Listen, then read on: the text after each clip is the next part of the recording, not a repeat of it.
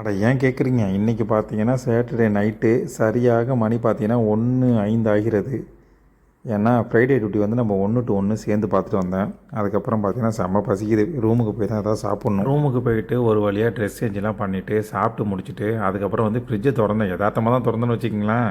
வந்து திறந்து பார்த்தா இது இருந்துச்சு. அடா பாவிலா, இது வேறு வாங்கி வச்சோம்லடா, இது வேறு மரம் தொலைச்சிட்டமேன்னு நினச்சிக்கிட்டு இருந்தேன் நான். ஏன்னா ஆசாசியாக வாங்கிடுவோம். வாங்கிட்டு வந்ததுக்கப்புறம் அதை எங்கே வச்சுன்னு மறந்தோம். டியூட்டி டைம் வேறு மாறி மாறி வருதா. ரெகுலர் டியூட்டியாக இருந்தால் பார்த்தீங்கன்னா நமக்கு எல்லாமே ஞாபகம் இருக்கும். எப்போ வேணாலும் கூப்பிட்றாங்க, எப்போ வேணாலும் டியூட்டி மாற்றுறாங்களா, அதனால் பார்த்தீங்கன்னா அடிக்கடி கொஞ்சம் ஸ்லிப் ஆகிடுது. இது வந்து பார்த்தீங்கன்னா நம்ம சமைக்கிறதுக்கு கொஞ்சம் திங்ஸ்லாம் வாங்க போயிருந்தோம் இல்லையா, அல்ஃபாலாஜி சூப்பர் மார்க்கெட்டுக்கு. அப்போ வந்து பார்த்தீங்கன்னா இதை எடுத்தோம். நிறைய ஃப்ளேவர் இருந்துச்சு. எனக்கு வந்து சரி ஓகேன்னு சொல்லிட்டு சாக்லேட் சீஸ் கேக்குன்னு ஒன்று போட்டுருந்துச்சு. என்னடா டிஃப்ரெண்ட்டாக இருக்கே, நம்ம சாப்பிட்டது இல்லையேன்னு சொல்லிட்டு இதை எடுப்போம்னு சொல்லிட்டு இதை எடுத்து. இதுவே நம்ம ஊராக இருந்துச்சுன்னா நினச்ச நேரத்துக்கு பார்த்தீங்கன்னா டீ, நினச்ச நேரத்துக்கு பார்த்தீங்கன்னா ஐஸ்கிரீமு, நினச்ச நேரத்துக்கு பார்த்தீங்கன்னா சாப்பாடு எல்லாமே மிட் நைட்டில் நம்ம பிடிச்சவங்கள உட்காந்து சாப்பிட்டுட்டு இருக்கலாம். மறுபடியும் அந்த நாட்கள்லாம் எப்போ வரப்போகுதுன்னு தெரியல.